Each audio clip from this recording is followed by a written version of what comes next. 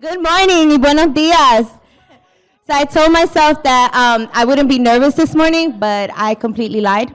I am a tad bit nervous. But I tell you what, after looking at this room, it makes it a lot easier because we didn't put this together to just fill seats, right? So we put it together because we believe that when the right people come to the table, something extraordinary happens. And I look out right now in this room and I truly believe that. That said, welcome to this year's 2026 Prosperity Breakfast. My name is Adamary Sosa and I lead the corporate advancement and the community partnerships here at Xiente. And it is an honor to spend the morning with so many leaders and partners and advocates and community members who care deeply about opportunity. But before we begin, I want to take this opportunity to acknowledge and thank our prosperity and innovation investor, Truist Financial, that is here, for their partnership and commitment to advancing economic mobility in our communities. And we're grateful for your support and the belief in our work. This year's theme is From Stability to Mobility, guiding people toward opportunity. And that distinction matters, right? Because stability and mobility are not the same thing. Stability is important because it helps families weather challenges, keep a roof over their heads, put food on the table, and navigate difficult moments. But mobility is something completely different. Mobility is about creating pathways. It's about helping people move from surviving to thriving. It's about ensuring that children inherit more opportunity than the generation before them. Because prosperity shouldn't depend on the zip code you were born into, the language you speak at home, or the opportunities your parents did or didn't have access to. It's about recognizing that prosperity is not built by one program, one organization, or one sector alone. It's about being built through partnerships. When education connects to workforce development, when housing connects to financial stability, when community organizations, businesses, government, philanthropy, and community residents work toward a shared vision. As Xiente, we have the privilege of walking alongside our families every day. We see their resilience, we see their potential, and we see what's possible when the right supports, opportunities, and relationships come together. This morning is an opportunity to learn from one another, challenge ourselves, and explore what it truly takes to move families from stability to mobility. Not just through ideas, but through action. Not just through programs, but through systems, partnerships, and investments that create lasting change. So thank you for being here. Thank you for your leadership. And thank you for your commitment to building a Philadelphia where every family has the opportunity to not just get by, but to prosper. So we're going to get into the agenda today.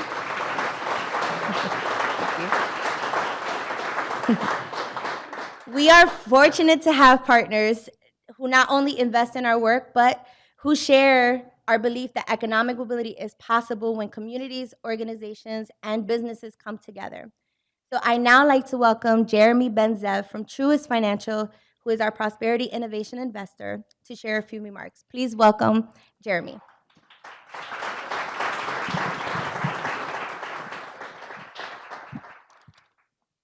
Good morning, everybody.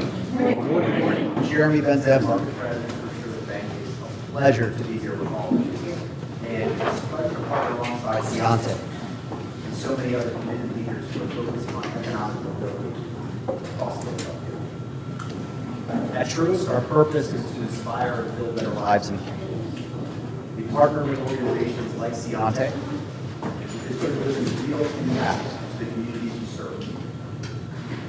Creating pathways from poverty to prosperity is so important because economic mobility doesn't happen in isolation. It happens when we all come together. What makes Xiente's work especially powerful is the trust they build in their communities. Your constituents and communities understand what it is you're trying to build and how you're trying to create these pathways, and that is just so important as we work to solve this problem. Because the reality is no single institution can close opportunity gaps alone. It takes aligned effort across public, private, nonprofit sectors, and that's exactly what this event represents. For Truist, this is more than just a sponsorship. It's measurable results, continuous learning, and scaling what works to drive sustainable change in communities like Philly. So thank you to Xiente for your leadership, and for all you do and the role you play for helping more individuals and families in all Korea.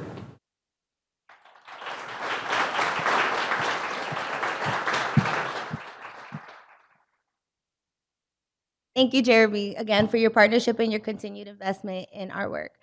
Now we move to the heart of today's discussion. Our panel, From Stability to Mobility, Guiding People Towards Opportunity, will explore what it takes to move beyond short-term stability and create lasting pathways toward economic mobility. Moderating our discussion is someone who has spent 3 decades asking hard questions, a journalist, a civic leader, and vice president of news and civic dialogue at WHYY Philadelphia. Please join me in welcoming our moderator, Sarah Glover.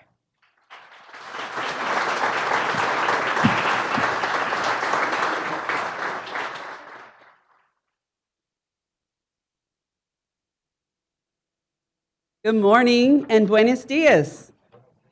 Yes, it's a beautiful morning in Philadelphia. Thanks to everyone for coming out today. I'm deeply honored to be moderating this panel today. As the Vice President of News and Civic Dialogue at WHYY, I can tell you that our news team and station is committed to and passionate about exploring issues in and around solutions to improving all of our communities. Like economic mobility, we all know that the average Philadelphian is not financially or economically where they would want to be or need to be. And yes, Philadelphia recently lost the title of the, quote, poorest large city in America, end quote. But anyone who lives here knows that a change in rankings does not mean a change on the ground for families still struggling and in need. Poverty in Philadelphia remains deep, persistent, and in many cases inherited.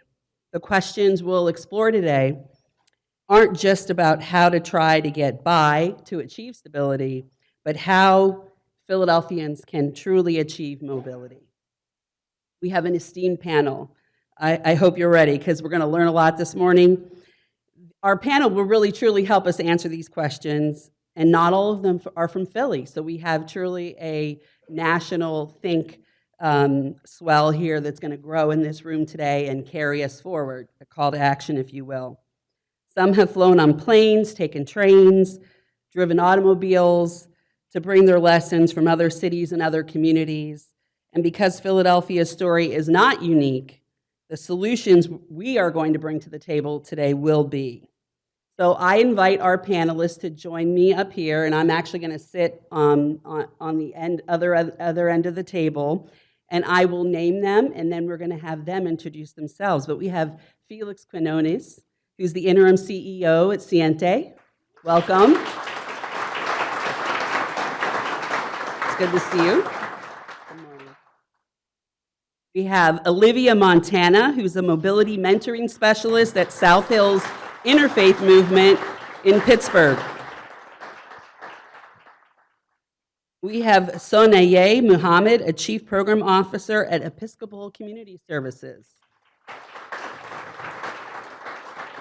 And Brendan Perry, who is the Director of Padua National. He's with Catholic Charities of Fort Worth.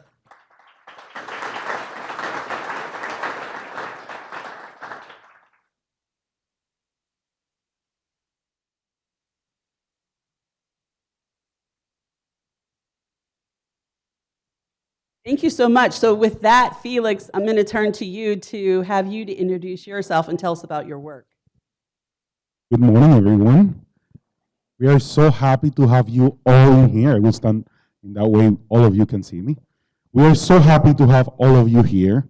In the name of Xiente, the organization, and all our employees, we are happy that all of you are investing in economic mobility. For us, economic mobility is not only a program, it's just what we are building for families every day. So I'm glad for that. I have been working for the organization for 6 years. My background is in research, in social work too. So this work is deeply connected to me because I come from poverty too. And we deeply understand what it means to basically move from stability to mobility. So today we are so happy that you are here and that we are here having this conversation and looking forward to connect with each of you and to continue creating opportunities to our families. Thank you so much, Olivia. Good morning, everyone. This is my first panel discussion, and I'm so excited to be a part of this conversation. I started this work about 2.5 years ago. I come from Southwest Interfaith Movement, or known as SHIM, back in Pittsburgh. I've become a deep believer that we need to give people the opportunity to have access to long-term programming in order to reach that, economic mobility. And I've seen it in my program how far people will go if we give them that opportunity. So I'm so grateful and thankful to be a part of this conversation today. Thank you so much, Olivia. And Sonia? I'm going to break the tradition. I'm going to stay seated. It's 9:30 in the morning. I'm a little tired. Okay. My name is Sanaye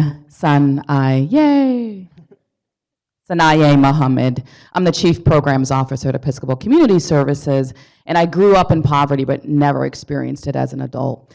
I started in my career in financial services, investment banking, and commercial real estate investment in DC when I graduated college, and that was the detour for me. I always knew I was coming home here. Since I was 13 years old, I was going to be doing this work for Black and brown communities to have access, opportunity to thrive, and to set their own course for what they see for themselves and their life. And so I'm really happy to be here with like-minded organizations. Xiente has been doing really wonderful work, and I'm excited to celebrate their work, honor it, in all of the communities that we serve. And Brendan? I'll stay seated as well to just join you in solidarity. My name is Brendan Perry, and I have the privilege of representing Catholic Charities of Fort Worth. And so we are a North Texas-based nonprofit with a mission to serve those in need, to advocate compassion and justice in the structures of society, and to call people of goodwill to do the same. And so very excited to be here today. I serve as the National Director of the Padua program, which has become the signature program of Catholic Charities Fort Worth, research-backed, client-led, really focused on economic mobility. And Padua started 10 years ago, really in response to an issue that I think is common across a lot of nonprofits. And that issue was we were seeing the same people walk through our doors. Repeat customers, for lack of a better phrase, and in social services, that's not typically the goal. And so we really sat down with the goal of how do we solve this? And we launched the Whatever It Takes committee back in 2015 and asked a simple but powerful question of, what if the way that we've been addressing the poverty doesn't have to be the way that we're going to do it moving forward?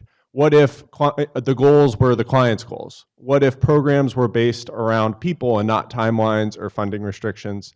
What if we can address poverty in a holistic way rather than treating the symptoms of poverty?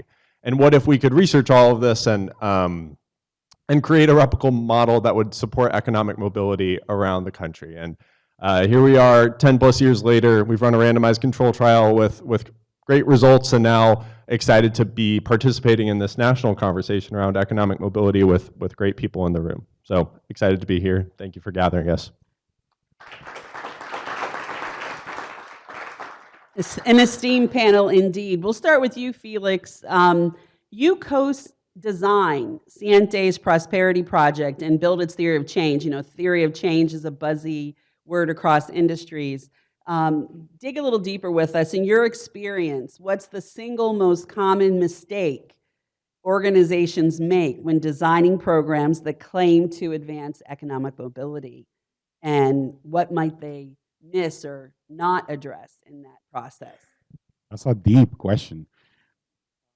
There is no single economic mobility mistake. And I think that we need to start from there. Like, we are all here because we are trying really hard to understand what are the challenges in that continuum of stability to mobility. But there is like a specific things that we already understand that are these challenges. There is, we cannot build just programs and services that are disconnected to each other and to the pathways of the families. Like we need to build programs that are connected to a long-term stability. And we normally, as a nonprofit organizations, receive funding from one service or from another service. And we need to be smart and strategy. We need to create a real strategy in that area. And, and that is the base of the Prosperity Project. When we created the Prosperity Project was built as different steps. And the first step is the Economic Mobility Family Assessment. And it's a tool that gives us a perspective of the family in three areas: in the area of financial capital, human capital, and social capital. And with that information, we are able to create an individualized plan with the families that basically allow us to help the families move forward individually. But again, there is no specific, at least from my perspective, and I don't know what the rest of the panel will say, mistake in that process. It's more about the challenge of how you combine these little programs or these initiatives or services, because at the end of the day, we cannot ask our families, we don't want to continue answering how many services did you provide, how many individuals you serve. Those are important outputs, but the real outcome is how many families did you move from stability to mobility, and that is the challenge. Thank you for that. Olivia, you know, the bridge to self-sufficiency model is built on the idea that lasting change requires addressing multiple life domains simultaneously, not just one crisis at a time. And you know, we're delighted that we have some funders in the room as well as employers. So maybe if you could speak to this, you know, answer this question with them in mind, what does that mean for how they should be investing in the work, funders and employers? Yeah, those are great questions, and I think crisis work, we cannot minimize crisis work. It is so important. You know, when you have someone come in that needs rent paid or needs to get utility bill paid or get connected to food assistance, those are all super, super important. But often, you know, we help that person, then we send them off on their way, and then we help the next person in line, and then we kind of miss that underlying barrier that doesn't help them and defeat that, you know, crisis the next time around. And that's where, like, the bridge, I love the bridge model so much. It helps us see the interconnectedness of the areas of our lives. And, you know, our employment affects how we handle our financial health. Our financial health impacts our well-being. And just to give some background of the bridge to self-sufficiency. So it's a bridge, and there's these 5 core areas you focus on. So your housing, your well-being, your financial management, career, and education. And I sit down with individuals and families, and I dig and I ask them a ton of questions in these areas where I get to learn where they've been, where they're at now, and get that baseline, and more importantly, where they want to go in the future. And it's also a helpful decision-making tool. And in those conversations, it helps us not just focus on how do we get through the day, but how can we better prepare and plan for the future so when the crisis does arrive, we are prepared for it, or maybe we can just eliminate future crises like not being prepared for car repairs or, you know, better managing our rent and our finances. I think for investors and employers, we have to shift how success looks. I speak from coming from SHIM. We have a financial assistance program that's great. I meet a lot of my clients that way. It's definitely like the first step in the process. And I feel if we don't go beyond that crisis work and helping them, then we miss out on individuals we give resources to. We encourage them to take up some financial empowerment center, and then we send them off their way. And for the first time in their life, they're creating a budget and listing that, and we're not defining that as success. But those are the building blocks to lasting change. You know, we have to invest in the whole person. You know, it's economic mobility does not It's not an event, it is a process, it is a long-term process. Self-sufficiency takes time. The program is 2 years long, and I can say people make significant progress in those 2 years. So I would say for investors and players, really think about getting those resources and investing them into a long-term program that goes beyond the crisis work. Give your families and individuals that you work with an opportunity to gain those executive functioning skills, gain that shift in mindset to plan for better. Thank you. 2 years is a commitment for the client and for you all as the structuring organization serving the community. Sanaye, Episcopal Community Services serves 10,000 Philadelphia residents through a place-based strategy that is also rooted in the neighborhoods themselves across Philadelphia. Why does geography matter so much in economic mobility work, and what gets lost when services are not connected to the community? So in 2022, ECS relocated all of our programs that were adult serving from 3rd and Walnut to 60th and Girard Avenue. That's a major shift, right? Because Society Hill had transformed. Now, it had left many Black and brown communities behind, and we went and moved to where they were. And so our programs now, our home of St. Barnabas Community Resource Center is the place where all of our activities happen.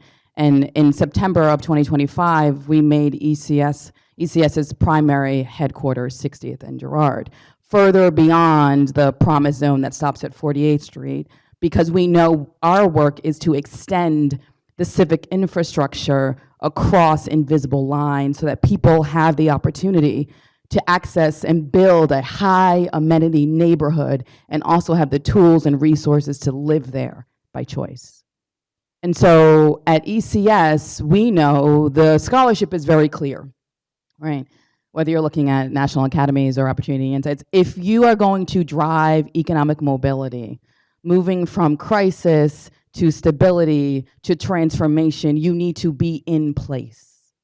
You need to be in place. That's where you're going to get a hyperdrive of opportunity that is reinforcing. So for ECS, that means that our bridge to prosperity, right? We adopted the same model, rephrased it, and to think about what it means to Philadelphian families. And so our work is thinking about the bridge specialists and the direct programming that align to it.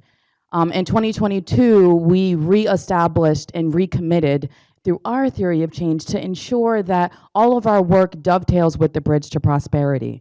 That is the vision, so that everything is oriented in this way, in place. In 2025, community members asked ECS to step into a void to become the Neighborhood Advisory Council as a part of the DHCD program, to become our NAC. And that has established the core primary target audience for our neighborhood strategy. So we start in Carroll Park and Haddington and West Philly. We go out to West Philly, North Philly, all the way to Delaware County, and then also in Harrisburg, because our work is nested geographic focus. As we think about our work, we're thinking about the bullseye really close to 60th and Girard, so that we can go and canvass door to door and ensure that community members have the constant invitation to come, for us to come into their lives, but know they have the opportunity to say no, and they have the opportunity to say yes. For 3 to 7 years, our mindset program works one-on-one with community members in place to say, what do you need to build that future? Whether it's housing, it's our out-of-school time program, so that 81% of our families, they're at work when their child is in out-of-school time programs, right? And so our work is interconnected on purpose, whether it be financial stability work with our bridge specialists, our housing work, our career, our earnings level, because earnings level is the W-2 I'm in right now, But it's also your ability to start your own business, right? I see work in the audience too, WRC in the audience. So what we endeavor to do is make sure that community members are connected to their environment and can build with us through our advocacy work to ensure that they can hold their elected officials accountable to build the community they want to persist in. And so for us, place is incredibly important because it's where we do our work, in place, in community, so that we can co-create with participants and community members and their family members what they envision for their lives, knowing we will be there for the next 155 years at ACS. Powerful. Brendan, you spent your career turning rigorous research into real-world impact at scale. What's the biggest gap between what the evidence says works for economic mobility and what actually gets funded and implemented? And why is there a gap? And why does that persist? Yeah, thank you for that question. And I think that funding gap is a really important thing to talk about. And I'll talk about two different categories of why I think that funding gap can exist. And I'll also try to provide an example of where I think it's starting to be shrunk. One reason that funding gap can exist is because I think there's the temptation or the urge to try to find the low-hanging fruit or to find cheaper programs that can do a lot with a little. And I think something that I learned in my previous role working with the University of Notre Dame and the Lab for Economic Opportunity there, I encountered a lot of different programs and a lot of different nonprofits trying to move the needle on economic mobility. And typically, what you pay for is what you get. And so if you're running cheaper programs that maybe have shorter time frames of engagement, higher caseloads for staff, oftentimes you're not going to get the long-term outcomes that you're looking for. Whereas some of the more expensive economic mobility programs, maybe some of the programs represented on this panel, really commit to longer term services, and those are the ones that we see really creating the longer term impacts. And so I think going into funding relationships with really a long-term mindset, not the sort of short-term outcomes, and knowing that you need to invest a lot up front to get some of the better social return on investment down the line is a really important one. The second category that I think contributes to this gap is really around how restrictive funding can be. Something that I think you've heard across all of the models represented is an approach to really client-led holistic services, and this is definitely true for all of the programs at Catholic Charities Fort Worth. And this type of programming doesn't do well when funding is restricted to you can only support housing or you can only support education goals. And it can hamstring programs where flexibility is an inherent part and an inherent component of the model. And so I think, as we grow this, the flexibility around funding needs to grow to respond to the evidence base. And what we've seen in the evidence is having this holistic approach, being able to address the whole person and not just one component is really what moves the needle. When PADGO first launched, there was an intentional decision to step back from government funding or other funding that might be more restrictive in nature and instead focus on private philanthropy dollars or private foundations to allow that flexibility.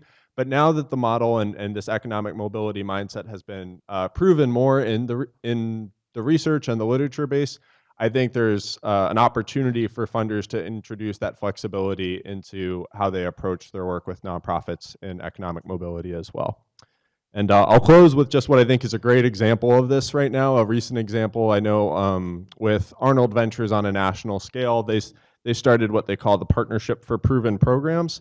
And this is a public-private partnership between states where they have introduced over $50 million in very flexible match funding in the states of Oklahoma, Colorado, and Maryland for evidence-based programming to move economic mobility. And I know others are doing this as well. And I think this is really one example of how we can get those flexible dollars to have the impactful evidence-based programs really expand. Thank you for that insight. Félix, you were named a 2025 Eisenhower Fellow for your work in economic mobility. So we would really be interested to hear about your fellowship and what what that entailed. But the question is, what does the field get fundamentally wrong about how change happens? And what does it get right? And what actually is required to get it right? Another good question. In terms of the Eisenhower Fellow, my fellowship was in China, analyzing how China used economic mobility through technology to help people move out of poverty. So part of that analysis was going through China for a month, investigating into that. In terms of the question, I will really not say that the field is getting it wrong. Like, we are the example here. There's 120 people here, in fact, like in this room, trying to get it right. I think that we are here because we are deeply care about creating pathways for the families, right? What I have learned that has happened with families is that when we all bring together communities, and we have talked about that in the holistic way, it's not only one-sided, it's not only one organization, it's not only one entity. We all need to come together to create and to make it right, and to move families in this process from stability or neither stability, for scarcity, poverty, to stability, and then to mobility. It's not only an issue of funding, it's only how we communicate together here, how we put together policymakers, nonprofit organizations, families, our own resources, and how we package that into move forward. I will say that in terms of the biggest challenge that we have, and you mentioned about that, is funding. Always the funding is coming from the perspective of so what a specific program you can provide, and not how this big picture work. And again, we need to understand our families have emergencies. And imagine, like, we have many examples with our economic mobility concierge where they save $5,000 and then something broke in their apartment or in their house and they go back, or a car broke, or childcare, something happened with the kids. So those emergencies, is that in the continuum what happened with the families? The families go back to lose their savings, or they could lose their apartment. They don't have affordability for the rent. So there is where we need flexibility. And I think that the biggest, when we talk about the mistake, is thinking that with the restrictions that we have sometimes in terms of funding, we could help the families in the realities that they are. And that's not the case. We need a bigger perspective of that, right? And I know that Philadelphia is working into that direction. I know that we are here because at national level, that's the conversation. That's what research is saying, that we need to work in that direction. So for me, it's like, let's build those conditions that will create measurable movement and measurable impact, and that we have the research necessarily to prove to policymakers, hey, this is the way to do it. Please do. So, in order to create the conditions of resilient change, one of the things that's important to us is having a more than transactional relationship with who we serve. It's grounded in trust, right? So oftentimes when we're serving community members and they become enrolled program participants, we are repairing harm that we may not have caused, but that trauma comes into the room with that family member. They have been disappointed, they have been let down by the system, or maybe even by a peer organization. And so we've got to now repair their trust in us to enable us to do the work we so hope we can with them. And so that condition is super important. And I think funders, what they might improve upon is recognizing that you're investing in the condition for us to change the environment, and that condition is trust-based, right? And that takes quite a long time to establish, hold on to, because quickly it can be broken if we don't add to the disappointment and the lack of clarity and expectation setting that we endeavor to do with our participants, right? And so I think what's something that we can improve upon is recognizing out loud that this trust-based relationship, just like a marriage, someone comes in holding suitcases that you didn't sign up for, right? That's not what I did, that's what he did, right?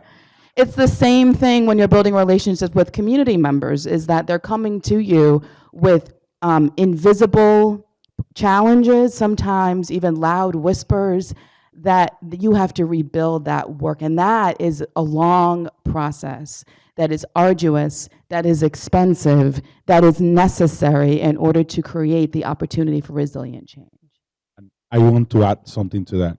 And is that either when you're creating these teams are not, we are not only working holistically with the family, is that the teams needs to be teams that is holistic teams.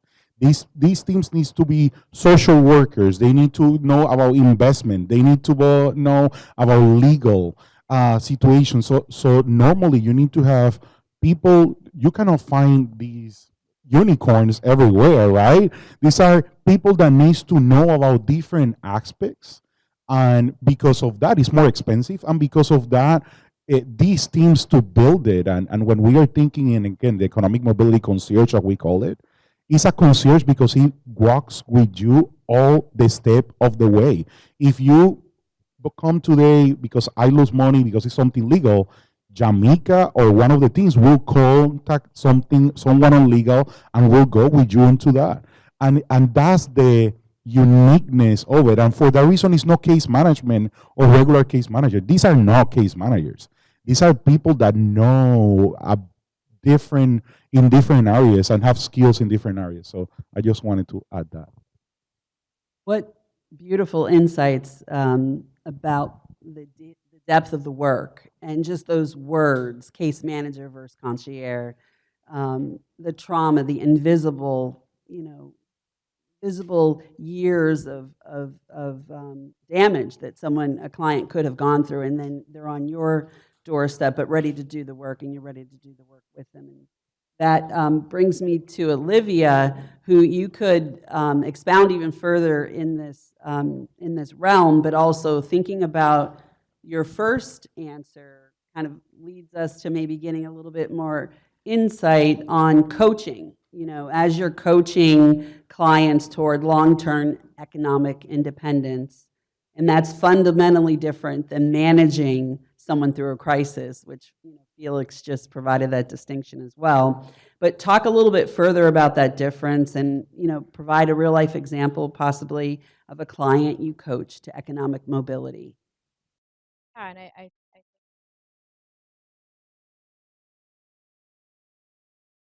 are often doing the things for the clients. We're filling out the applications, we're making the phone calls, we're making the plan, we're making the goals for them. But when we shift into coaching, we want them to be able to make their own goals, be able to plan for their future, and be able to accomplish goals and challenges and barriers.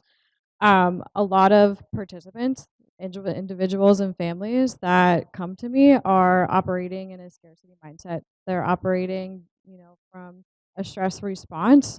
They've experienced instability for a really, really long time. And so you're trying your best to operate in that system and know that that's a slow transition to help them make decisions and engage their prefrontal cortex in their brain, so they're developing their executive functioning skills to be able to plan, manage their time, and adapt down the road.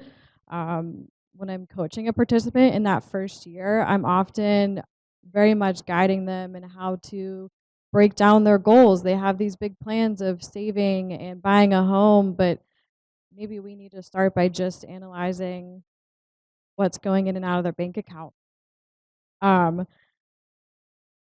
One of my clients, she's now at the end of 2 years with me. She's made significant progress. When we first started, she had told me, I want to save. I have never had a savings. I want to start doing it. And so I started asking her, well, how much do you want to save? She goes, well, I can save probably $300 a month. So I started to dig deeper. of, hey, how much, is your paychecks every month? She unfortunately could not tell me, and she wasn't really sure where her money was going. So I said, let's break this goal down and let's just track your spending. Let's analyze your bank statements. And after we accomplished that goal, we found out that $50 was more sustainable. And even though it was a lower amount, it was something that she could do long term. And that was really important for her to be able to plan for sustainability long term. We also talk about challenges. Crisis is still going to arise in life. Emergencies are still going to happen because it's life. And we talked about, okay, if something happens in a month where we can't save the $50, what do we do? So often we create goals and life happens and then we don't go back to those goals. So I put a huge emphasis on how do we navigate life's challenges while still accomplishing the goal that we set out to do. We talked about if a financial unexpected expense comes, she could come to SHIM and we could help with our financial assistance, or maybe she saves less that month and then we just get back on it the next month and save that $50. We got her connected to a counselor. She was connected to food assistance. We helped build up that team for them, that support system that they've maybe never have had before. And we fast forward to 2 years and it's just remarkable to see her mindset is shifted. She's able to plan for her future. She's eliminated the crisis of like an unexpected car repair. She doesn't panic or stress out anymore. She's been able to save. She's now debt-free. And it isn't necessarily the success of her being able to save. While it is super important, I want to acknowledge that what's super important is her shift in the mindset. She's planning for her future. She's not reacting to her life. She's now intentionally planning for it, and I'm so proud of her. And all my clients, I mean, I've seen that across the board, is that shift in the mindset. You're working with the client beyond that crisis, and that shift takes a really, really long time to be able to help them plan for their future and move away from that scarcity mindset.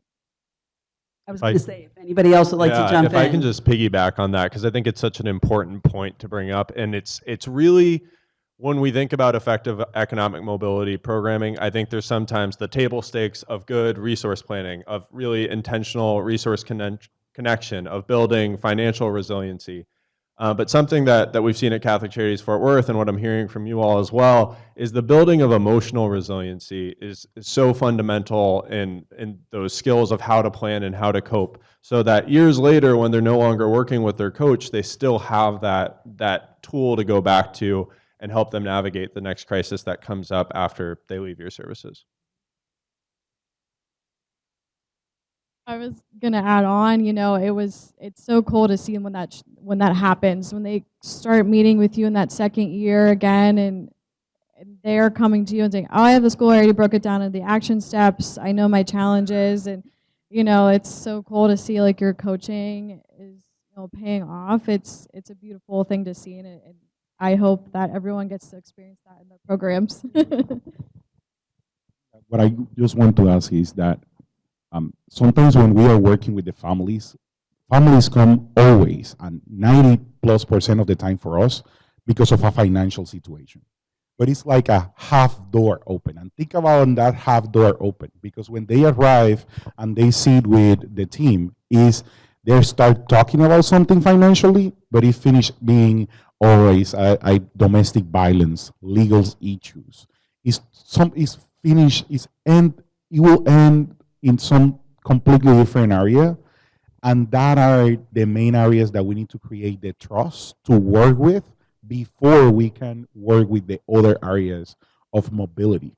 Because if that trust, that connection is not created, and we are not able to work with the wraparound that is happening at that moment when the door is open. And sometimes we receive this question from funders, like, how much time it takes you that?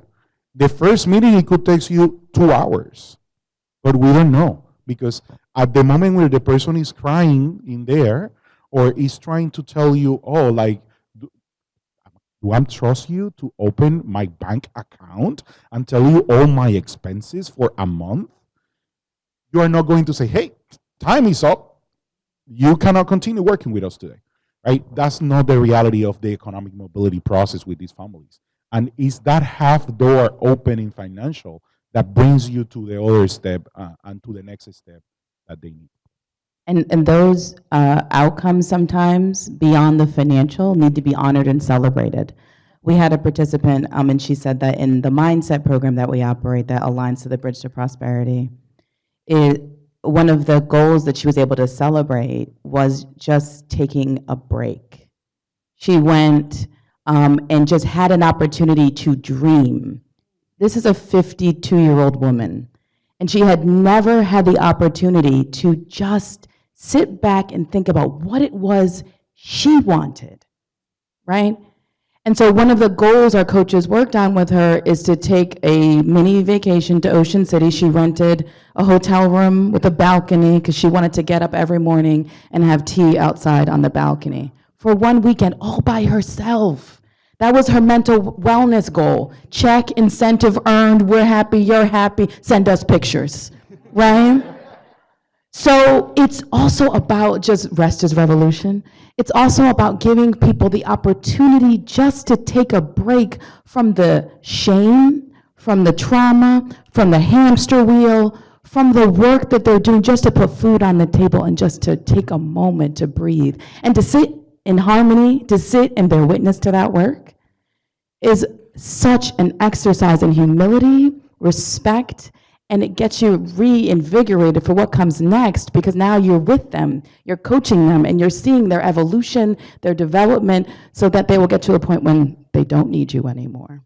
And that is the celebration too. It's not just the financial, it's also how they're seeing themselves and also how they're self-efficating for themselves and building a life that they want to be a part of, not just laying back and letting it happen to them, but engaging and building what they want to see for themselves. Thank you for that additional insight, Sonia. We'll stay with you. You've been recognized for workforce development innovation.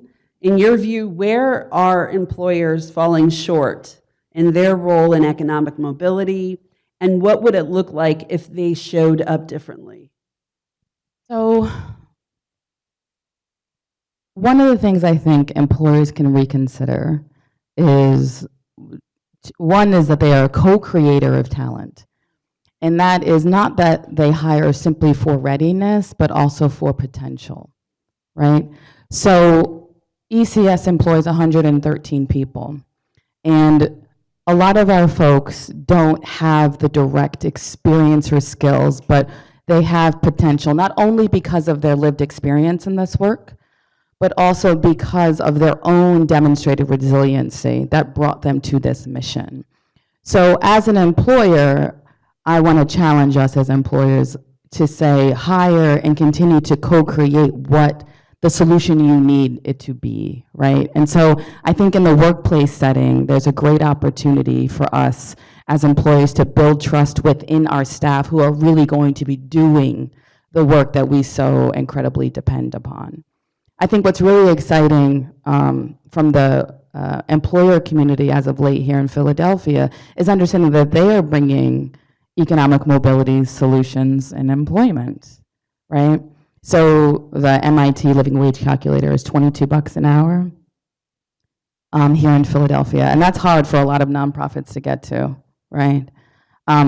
But they're in the career ladder, and most nonprofits is pretty short and narrow.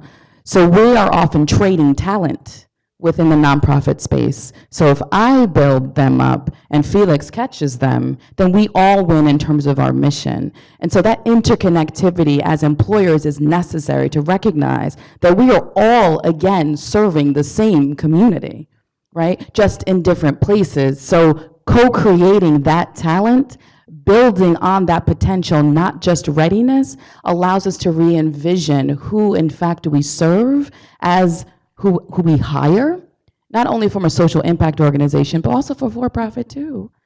That, I think, is burgeoning new energy and urgency to that point, that's exciting to see, and it's necessary because employers have a role to play. Getting that job at that salary for that family is hugely transformative. That can never be understated. We need the dollars to get out of poverty, right? But it's also important as employers to recognize that we have a role to play and it's not you alone. And so leaning on your HR department's not a social worker, right? We can help you with that, okay? We know a lot of communities and resources that can connect to your employment base so that we can do this work together because ultimately Philadelphia is our home. We got to take care of it. Thank you for that insight, Brendan. Scaling a model without losing what it makes it work is one of the hardest challenges in this field. What do funders and policymakers need to understand about the conditions required for evidence-based programs to actually travel? Yeah, thank you for this question because the gap between evidence and implementation or practice can be really big sometimes. And at the end of the day, you could have the best designed program with a really well thought through theory of change and a really rigorous study highlighting and illuminating the impacts. But if you don't have the tools or know how to scale that program, it's going to stay with one organization in one place and a small number of people served, and you'll have a research paper on the shelf of an academic that doesn't go anywhere. And so I think thinking about that next step of how do you put evidence into action is crucially important, and it raises what I think is a really important field of implementation science, as they call it, or the study of how to enhance the take-up of evidence-based programs across communities and across the nation. And for nonprofits and for funders who are thinking about what does it take for a program to travel, there's a tool that was coined the hexagon of implementation science by Jonathan Caballero that I think is really relevant here for the conditions that help programs travel. And when you're thinking about it from the program perspective, there are really three conditions that you want to make sure are met before you start thinking about the program scaling and traveling. The first one, and maybe the obvious one, is there an evidence base to support this program? Do you have the outcomes that warrant it to being scaled and grown and replicated? Is it cost effective? Is it meeting clients' needs? The second, and one that's really often overlooked, is supports. And for the Padua national team, this is something that my team is always thinking about. How can we help other people run this program with fidelity and adapt it to their community? But what are the toolkits that exist? What's the guidance? What are the training resources that help people to establish this program in their own community when they're developing or standing up a program to meet their community needs? And then the last is usability. Do we know what the core components of the program are? What are the non-negotiables or the steps that really make it effective? What are the pieces that are adaptable in different communities? Having that really well laid out is really crucial before you think about it traveling. And then on the flip side of that, if you're the implementation site, it's not all evidence-based programs are created equal. You need to look at the need of your community. Is this program providing what your client needs? Are the goals of the program meeting your client needs? What's the fit organizationally? Does the program meet your organization strategies? How does it fit in with other initiatives going on in your community? And then finally, the capacity to implement. And do you have the staff? Do you have the finance? Do you have the physical space to run this type of program? And so I think before anyone thinks about a program traveling or adapting or adopting a program, going through sort of these 6 hexagons of implementation science is a good place to start. And the last thing I'll say is just as you're thinking about the scaling and replication of program, oftentimes there's this kind of tension between fidelity to a model and local adaptation. And I think we really need to stop thinking about those things as in contrast to each other, but in connection to each other, and knowing what are those core pieces, what are non-negotiable, and what can be and maybe should be adapted to best serve your community needs. Can I make a comment about that? So Sonia was talking about place-based programs.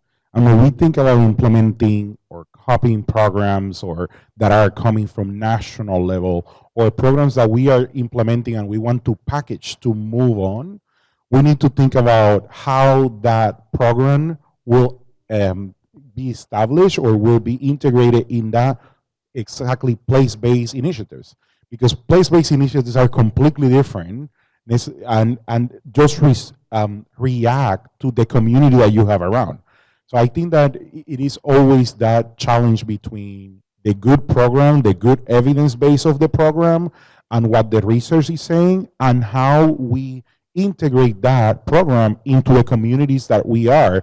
And it's not only the programmatic side, it's the language in where the program is documented. It's like, and it's not issue of Spanish, English, or any other language. It's the language that the what is called, like, the dialects that people use in the ground, right? And how that connection is built, person to person, people to people, and how we are able to co-create with them with those fidelity. Because at the end of the day, if we don't have fidelity in an evidence-based program, we are losing the program. Thank you. I have a question for everyone. We'll start with Olivia. And as we, have gone on this exploration to discuss economic mobility and the ebbs and flows, the challenges and the high notes, I think that your organizations really are a step apart in terms of putting these concepts into practice. So if you could take that a step further and just walk us through what a day of work looks like in your practice or for your organization, and also you can, break that out, maybe how you're serving a client or a family week over week, if you will, and helping them move from stability to real opportunity. But just take us kind of what a day-to-day or week over week experience would be like for a client or a family in your work. Yeah, when I enroll a family or individual, to reiterate that trust building, I don't rush into the bridge conversations. I don't rush into goal setting. I just want to get to know them. And some people are more apt to jump in and get to work, and some take a little bit more time to gain that trust. I adapt to whoever's in front of me. If that takes 3 months to build a trusting relationship, then it takes 3 months. I'm in it for the long run with them every step of the way. So when I enroll somebody, I put a huge focus on that trust building. We also have an executive functioning assessment that I give them as homework, and that kind of helps with discussion as time goes on in those first couple of months, just to get to learn them better. In that assessment, I get to learn what their opportunities are and what their strengths are. And that helps me, I ask more questions of, tell me a little bit more, like, why has time management been a struggle in the past? So that when we move into goal setting down the line, I can help try to strengthen those opportunities for them. I meet with clients twice a month at minimum, but if somebody wants to meet with me more, I keep my schedule open. I am there for them. If a crisis pops up, I had a mom, she lost her job, she was a single mom, she had a daughter. She met with me every week for 3 months straight until she got a job, because it was keeping her sane, just meeting with me and having someone to talk to and trying, using me as a soundboard of, what do we do next? This isn't working, let's move into something else. There's a lot of conversation that happens in my meetings with families and individuals, and often I'm just, I'm listening to them. They've probably been in places in their life where they weren't heard, and this is the first time that they're being heard. Participants, they run the show. They can set as many goals as they would like within reason. And I'm just here to be a GPS for them and celebrate them, and encourage them to celebrate themselves and keep that motivation going. That's kind of day to day, week to week. I talk to my clients in between meetings. They text me when they've accomplished things or have questions. I try to stay open as well and be resourceful if they need resources as well. It's a very close working relationship, and over the span of 2 years, you become very close, and they almost feel like family at the end of those 2 years, and you get to celebrate and help them build those skills. But day to day, week to week, it's a lot of conversation that happens, and a lot of decision making happening, and yeah, Thank you. Felix, would you like to talk about Xiente's work on a day-to-day basis? First, so our families come through the door looking for any type of service.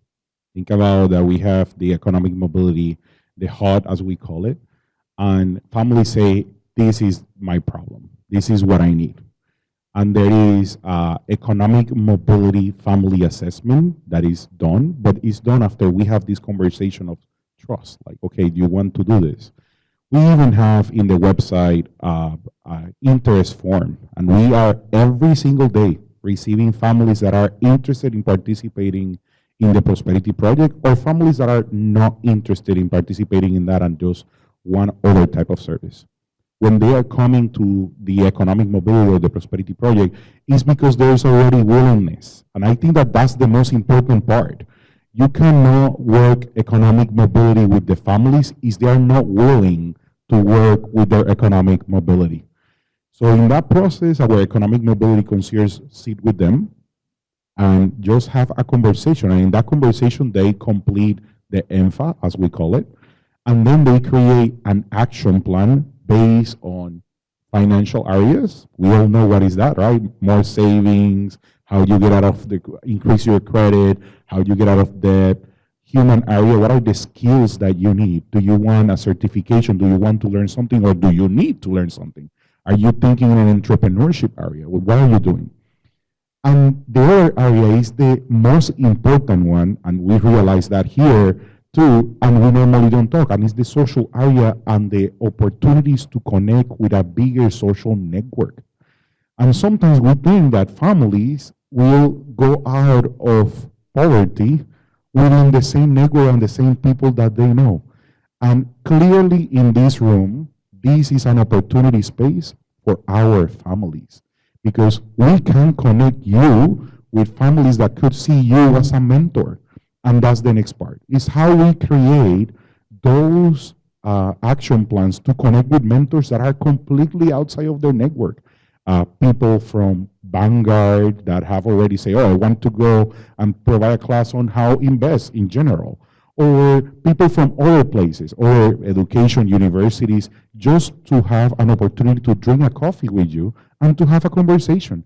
And sometimes we don't think that that is important for the families, but it is really important. So after that is created, that is created an action plan, basically. The families select the goals that they want. And sometimes they create one goal, two goals. And we as a minimum normally created three, one and two sub-goals.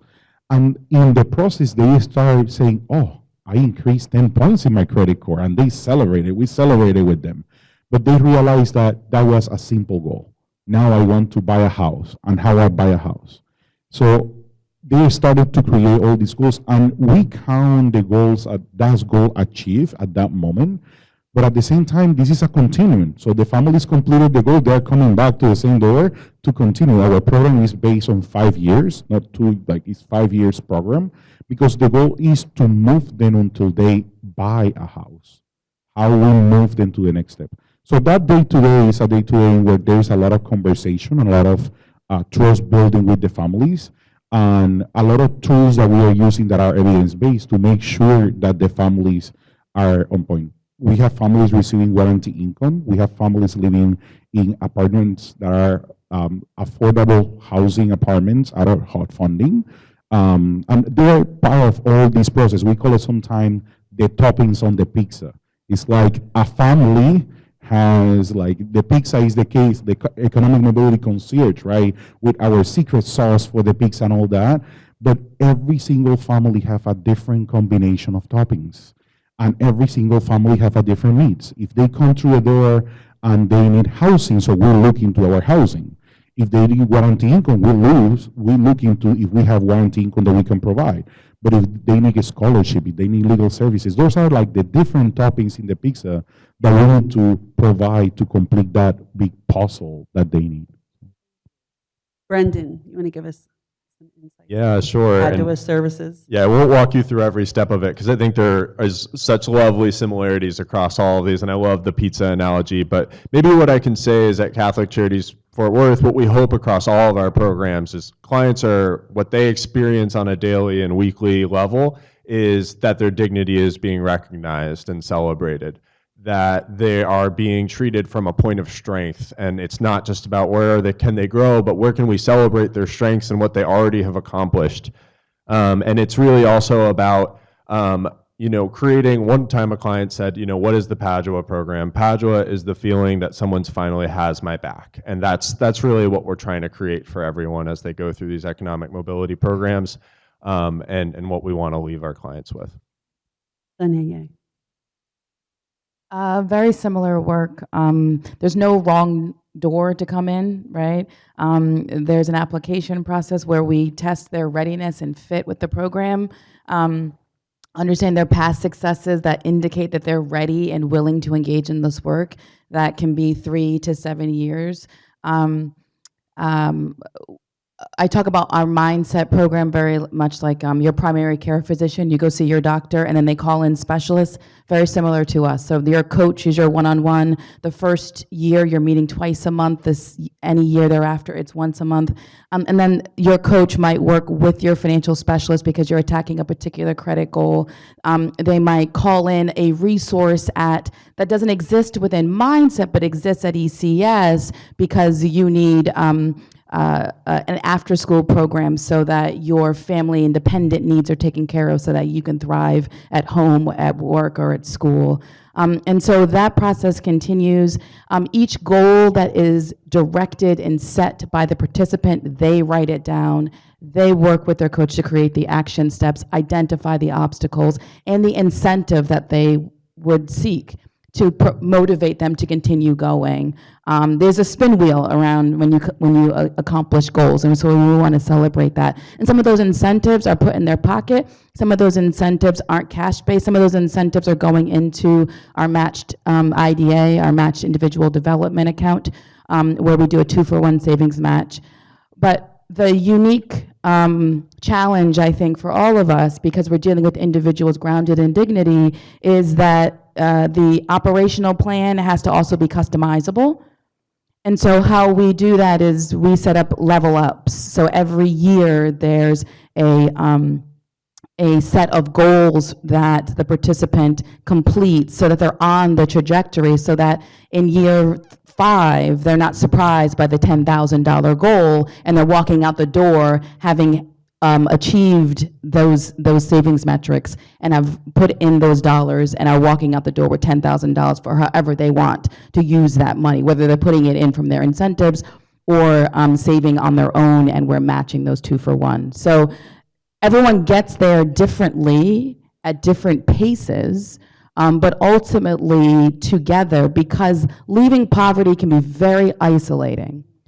You can feel, I say a lot, you're at a dinner table, you're the only one in your family eating salad, everyone else is eating French fries. It can be very isolating. And so it's not only the individual meetings with coaches, but it's also the peer relationships as well. Those group trainings so that you recognize you're not alone and you're leveraging the social networks that you have, but also identifying that you need to grow some more. Right?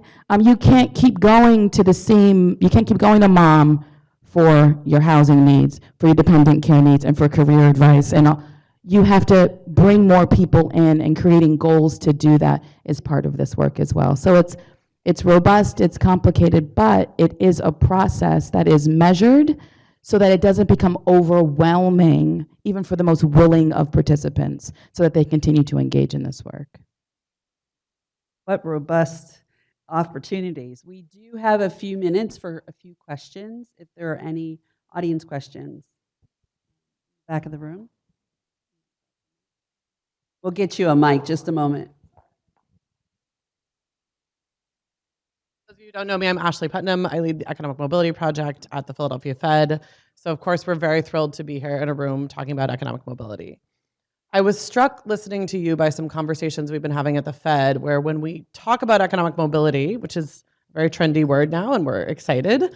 We've been doing this work for 10 years. We're excited everyone's talking about it. But I've been in workforce development, social services, any number of other terms we might have given this for years. And one of my questions to you all is, when we think about economic mobility, we think about this ladder. People are moving from the step and they're going up. It literally used to be in my logo, so I'm throwing myself under the bus here. But when I hear you talk, people's lives don't look like a ladder. So I'm curious, as we see this sort of trend of everyone's talking about economic mobility, everyone's thinking about this ladder. First part of that question is, what is that term obscure? What are we not saying that we mean under this economic mobility piece? And then what metaphor would you use to describe where you're moving people towards? Is it a ladder? Is it a stepping stone?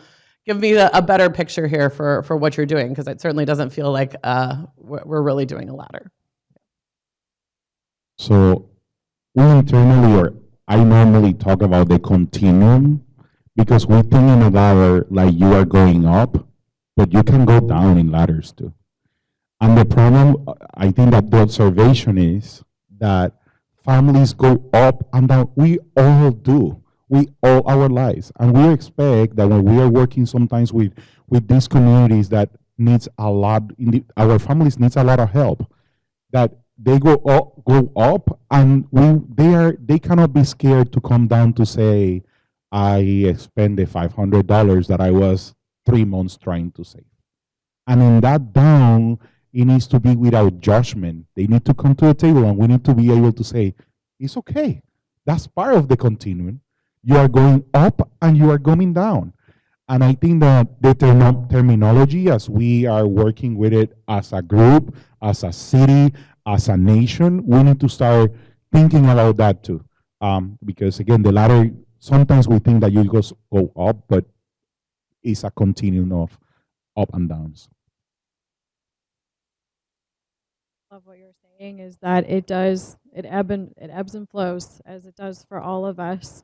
I had a family that fast forwarded, they were stable, and then they unfortunately fell back down, and we're still kind of trying to climb back up that ladder. It ebbs and flows, and it's okay, and that's why we're here, to help them build the skills to help with those ebbs and flows in life.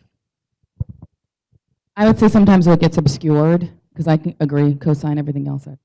What gets obscured is the simplicity of this work, and the necessity of the durability of it. I think oftentimes we think if we only invest in career advancement and workforce placement, we're done. Or are we?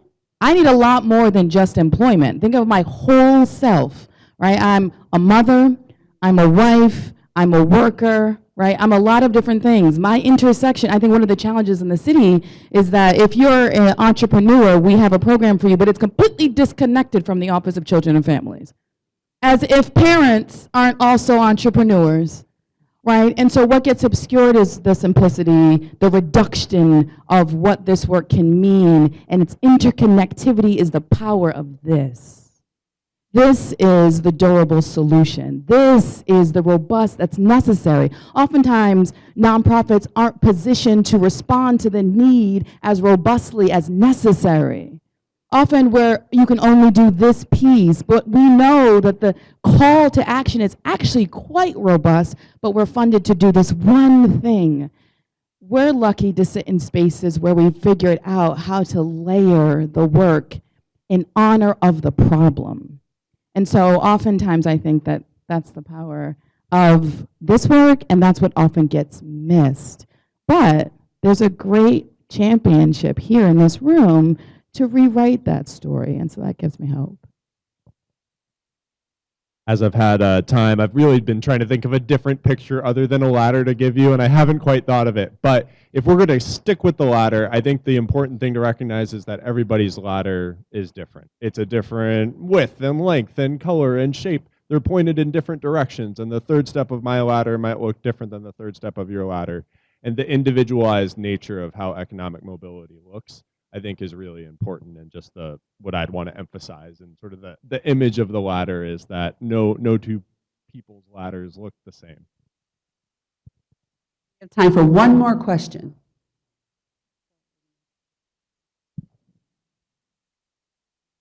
Hi, everyone. This has been amazing. Thank you. My name is Monique Curry-Mims. I am the publisher of Generosity.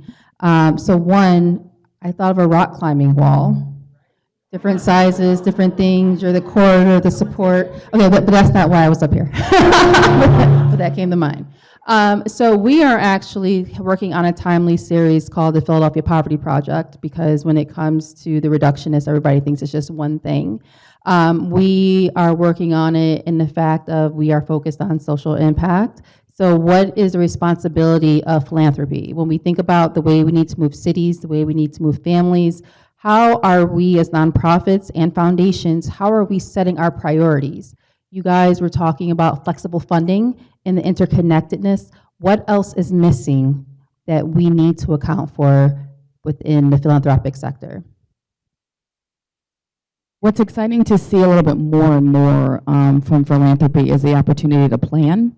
So philanthropy is very much moved into partnerships, and you got to be ready to go at the grant application deadline. And so oftentimes there's existing work that's being done. We recognize at ECS that we weren't reaching young adults very well. And so we partnered with We Love Philly because they were doing a really good job and working with young adults. And they had built a really good, trusted relationship with young people who are establishing households for the very first time. So seeing planning grants coming out of philanthropy is actually very well received. Multi-year general op, larger funds. $15,000 general op is great, but that doesn't even buy me an individual's talent full time, right? And so we need the more robust investment vehicle. Partnering with other funders, right? I'm excited to see what's going on with GPGP, with GPOC, all of those, that alignment and strategy consistently coming together on the other side of the table with ours is exciting to see. I was at I worked with the William Penn Foundation earlier this week.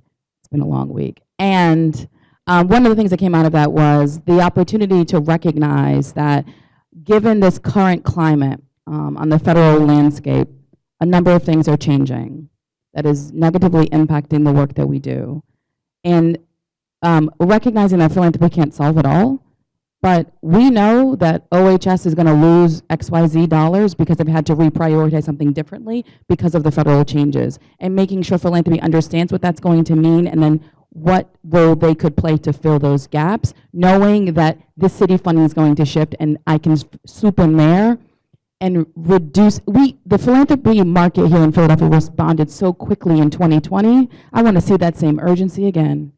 I want to see smaller application requirements. I want to go back to the moments of here, go, do.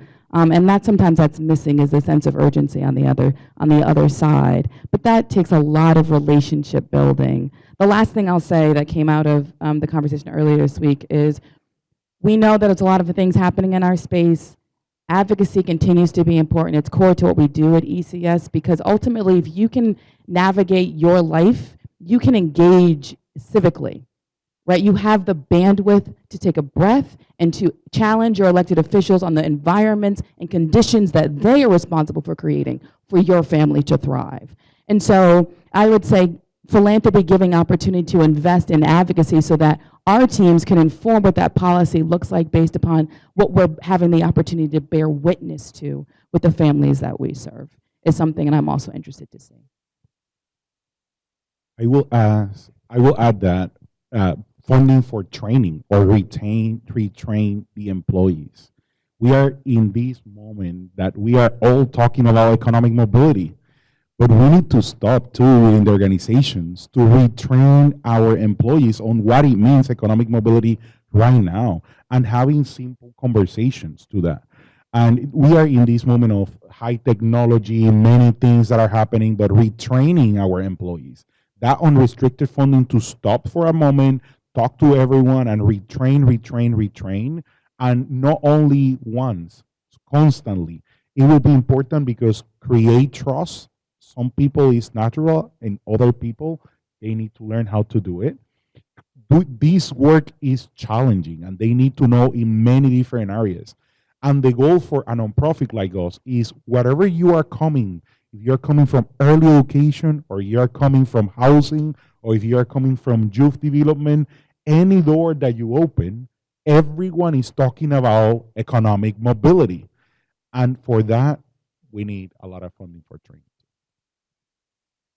Well, this has been absolutely fantastic. Felix, Olivia, Sonia, Brendan, thank you for your commitment, your insights today, and of course your inspiration, because you certainly inspired all of us to our own individual calls to action and how we can continue to do more to support the positive work that not your organizations are doing only, but those across the room and across the country.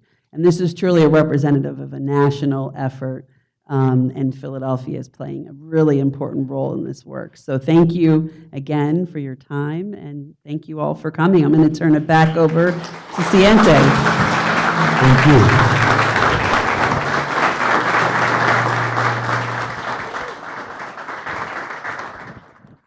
Let's give it up one more time for the panelists.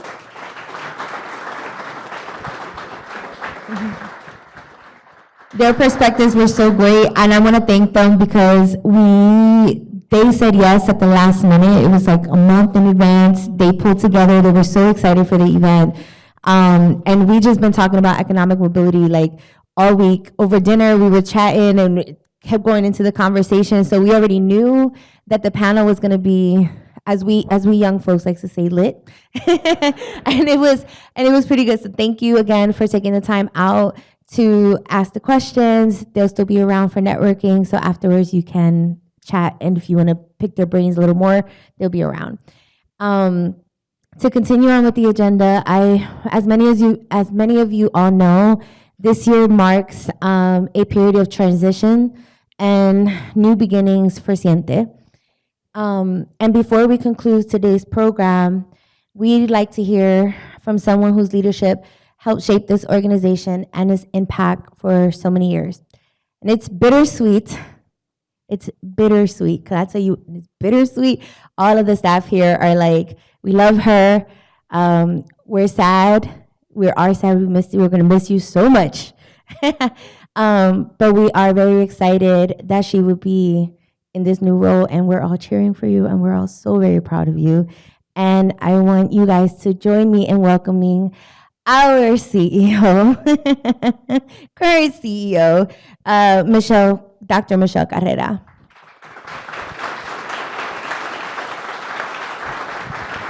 Thank you.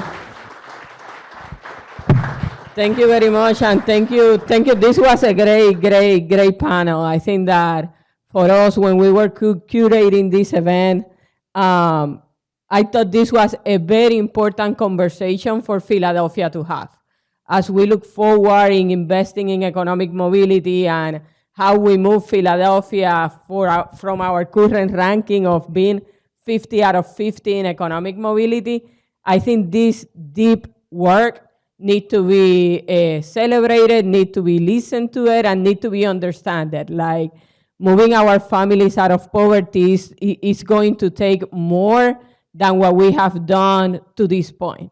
I think to this point, we all have been building communities, building environment, creating conditions, but the reality is that the journey of each individual is unique. Each ladder is unique. It looks different, and having this type of work in Philadelphia scale and replicate is going to be fundamental for us to move forward. I'm going to try to get through a speech without being emotional, which is very, very hard. First, I want to say thank you to the staff. I joined in 2020, January 6, 2020. The best welcoming that I ever had for an organization, right? I have been working for 4 years in the shore in Atlantic City, and I opened the door, and they had a parranda, Puerto Rican parranda. They had lechon for me, and I say, I found home. I said, this is it. I'm not going anywhere. This is my home now, right? And it has been my home for 6 years. We faced the pandemic. I remember joining on January and March, a pandemic hit, and I'm like, holy cow, like, how you on board with 140 people that you don't know in the middle of a pandemic? And I remember we were one of those organizations that we only went home for like 2 weeks or 3, right? It's like everyone else got to go home. I had to convince my staff that we were all going to be on site because nonprofits back then, we didn't have the luxury to protect our life. We needed to be out there serving people, running daycare, running the schools, and they all show up. So for you to be onboarding in an organization that 140 people were willing to show up in the middle of a pandemic, to get tested every week, we line up. We were able to do a great partnership. We line up. We all got tested every week, but we were there, and we were there in community. So early on, I knew that I had people who were committed to the mission no matter what, and that we sit in the shoulders of great history, an organization that was resilient, built by the people of the community, for the people of the community. So for me, that was a great inspiration and great honor. 3 years ago, we embarked in our rebranding. We looked for a new name. We did a strategic planning, and the staff were part of it. And one thing for us was clear. We say, we don't want to be in the business of poverty. Sometimes our ecosystem is built for all of us to eat out of people being poor, right? We have built an economy that thrives in cheap labor, and we haven't corrected that as a nation. And the nonprofit system got built to appease those people that don't get the same opportunity that others get. And for us, having those deep conversations during a strategic planning, we say we want to do this differently. And we know this is not about programming. This is not about building. This is about like going deep and listening to the people and give people back their sense of agency. In the panel, few panelists thought about that aha moment when you have someone in front of you that for the first time shut down that survivor mode and dare to dream something different for them. Sometimes it's literally a vacation at the shore. Sometimes I want to go to Puerto Rico and don't own it to the lawn shark. Sometimes it's just like, let me dream that I can have an apartment that look like this nice apartment that you just list to me. Like now I know what I deserve. And that aha moment, that click that I deserve something better is when that family knows that they deserve the same thing that we all deserve. And I think that in this nation, we talk about the American dream, and we have lost. Many of our families have lost their simple ability to dream. I think we take that for granted many, many times. So for me, it has been an honor to go through this journey with a staff that believe on it. When we were like looking for names, we were like through 20 different names to land in Xiente, and people like don't know how to pronounce it, don't understand what it means. Because for us internally, it's a promise it's a service promise, right? For me, I'm very attached to this organization because during a strategic planning, what we learned was that over 90% of us came from poverty. And when we start designing the Prosperity Project, we designed the Prosperity Project for us, for the things that we didn't get when we were climbing that ladder, for the things that it was very hard to find when we were climbing that ladder. Because when you grow up in the projects or in the barrio, not everyone knows a lawyer. Not everyone knows a doctor. Not everyone has the social connection. Not everyone gets the scholarship to the Ivy League school. So for some of us, that ladder has like 100 steps. For others, it has 5. So it depends, right? So this Prosperity Project for us, Xiente for us, was that promise of not forgetting where we come from. It means, Xiente means, the way it sounds, it means to feel. The word in Spanish is siente with an S. So we know personally what it feels to be poor. We know what it feels to climb that ladder. We know how long that ladder can get. We know how frustrating it is when you're like on step 10 and you have to go back to step 1 because something happened or an emergency happened. So it's our promise of service. And being able to serve with a group of people who believe it, who feel it in their blood, who are immensely committed to it, have been the honor of my life. So this decision have not been easy, but I also believe that this time in Philadelphia is unique. We have a unique opportunity, something unique is happening in Philadelphia. And sometimes when you're called to serve a mission, the mission goes above one entity. And sometimes you need to make those tough decisions of going to serve for the greater good, because at the end, our role is to leave a city and to leave a nation from the conditions that we are right now. So I'm extremely, extremely grateful to my staff, number one, to my board of directors that were my biggest support. I think when you're a CEO, you get lucky when a board is not afraid of risk, is not afraid of, you want to try a mobile preschool, go and try it. That sounds like a great idea.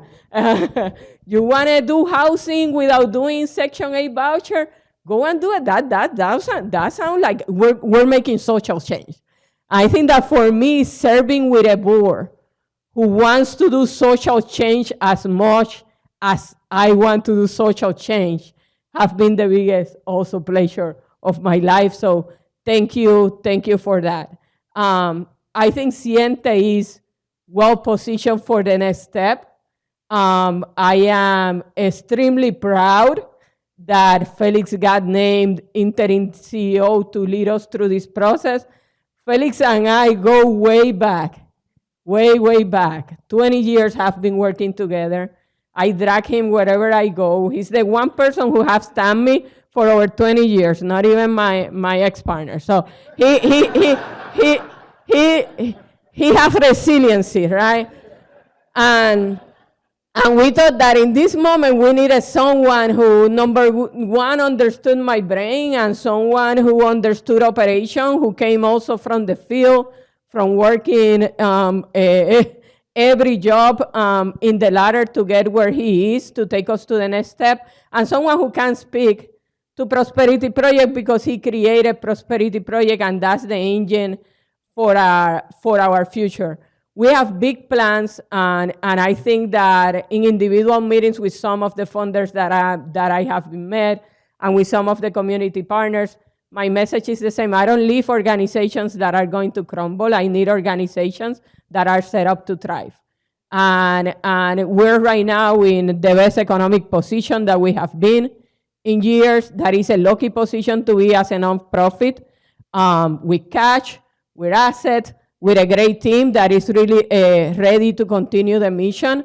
So all that I ask from funders and the communities to continue advocate for this work. We're doing something great with Prosperity Project. We're doing something great in real estate and matching and using housing as an anchor of economic mobility. Having families that have access to a portfolio of housing that doesn't trap you. I think we have been talking about ladders, but in reality, we have a net that traps people in poverty. Our current social safety net needs to be cut. That's the first step. And we need to build ladders, though they do not exist. So I think that the work that is happening in the ground with Xiente is an important work that we need in our ecosystem to move forward. So I hope that we can continue with your support. They will have my support as I move forward. In the upcoming months, I will be telling more about what is it that I'm doing, but I'm staying in Philadelphia, staying close to community and working with economic mobility, and I am excited also about that next chapter of our life. So going back to Félix, this is one of the most intelligent person that I know, hardworking and dedicated individual. I know he will miss me, but I think that sometimes the journey needs to stop, so each of us have that space to continue to grow and exercise our muscle in different things. So it is my distinct pleasure to introduce the interim CEO of Xiente, Félix Quinones.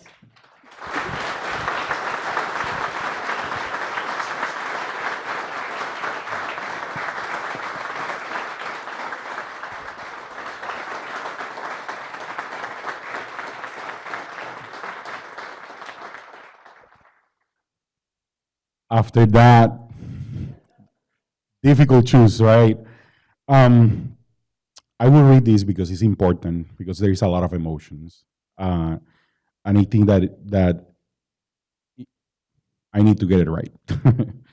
As we close to the gathering, I want to honor the legacy of the group of women who founded this organization. Women who saw possibility where others saw limitation, and who believe deeply in the strength, dignity, and potential of this community. That legacy continued under Michelle's leadership. Through her vision, Xiente was able to name and strengthen what often we call our secret sauce. The combination of relationships, data, trust, culture, housing, and opportunity that help families move from stability to mobility. So in this moment, I want to take a break to recognize Michelle and to recognize her leadership. Again, we have been working plus over 20 years together since I was like working directly as a case manager, all the positions that you can believe. So today, Ariel, if you can come here with us, we want to recognize the legacy of Michelle, and we want to all of you to understand how important it is, not only for the community, but for us as our employees, as an organization, that her leadership brings Xiente where we are today. There's 40 years of history, and we have Path here that was the previous executive director of the organization that have a lot of history in the community too. But the growth in the last 6 years has been exponential. And we want to recognize that. So Michelle, if you can come here and receive this.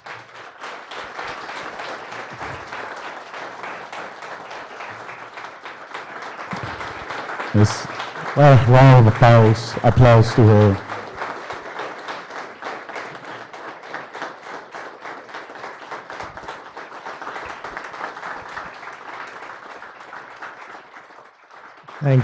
Thank you all for being here on behalf of the community, the staff, and the board of directors.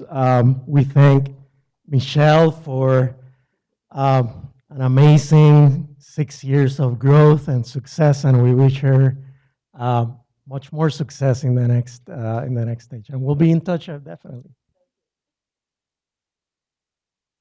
And we know, because as team, as people that work with her, that the city is in great hands. And what we are going to see with the work with Michelle, and again, I will get emotional, we know that it will be powerful and it will be real connected to the real needs of the community.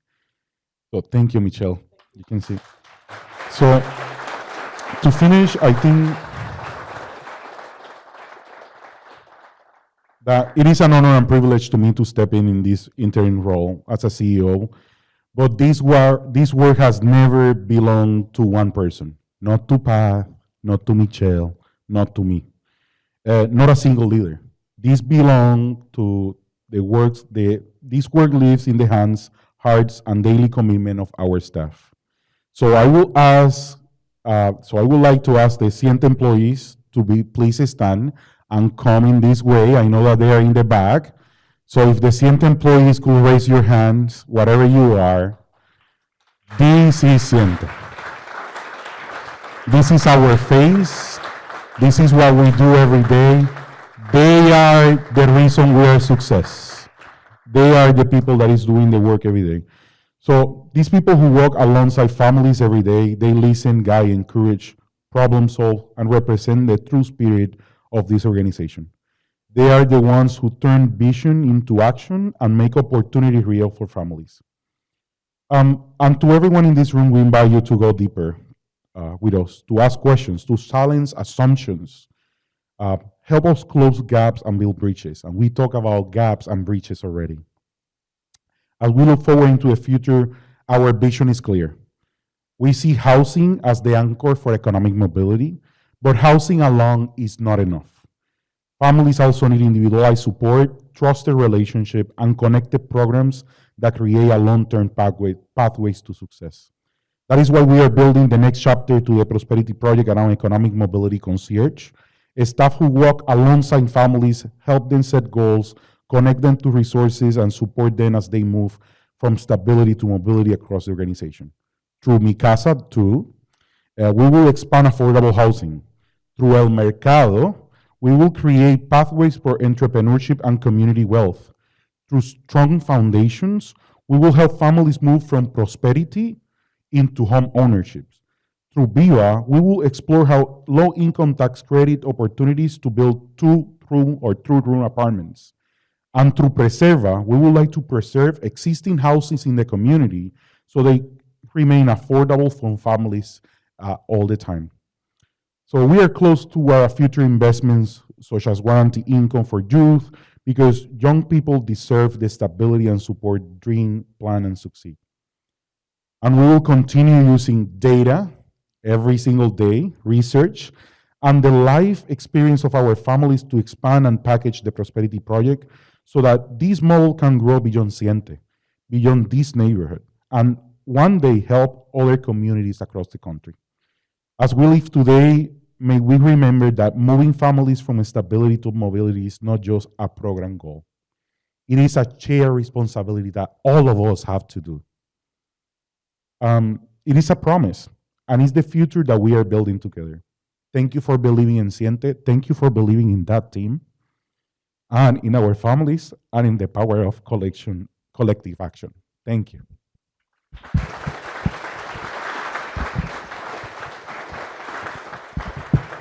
Adamaris, all yours.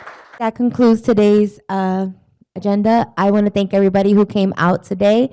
There's still food, so please go eat. There's snacks, there's coffee, network amongst each other. And again, thanks to the team who made it happen and for putting up with me all these months. And I appreciate you. Y Michelle, felicidades, y te vamos a extrañar un montón. So stick around because the staff also want to say hi and thank you. Bye.